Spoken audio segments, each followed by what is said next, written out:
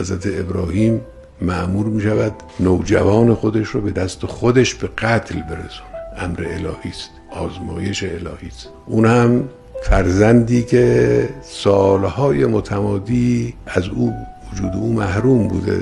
در پیری الحمدلله الذی وهب لی علی الکبر اسماعیل و اسحاق، در پیری خدای متعال این بچه رو به حضرت ابراهیم داده بود و خب پیداست فرزند اواخر عمر، دوران پیری، چقدر انسان به او دل بسته است. این جوان حالا فلما بلغ معه السعی، یه جوانی شده و نوجوانی شده و اینها، به او گفتش که میخوام تو رو قتل برسونم، این دستور خداست. اون جوان هم گفتش یا ابت فعل ما تؤمر.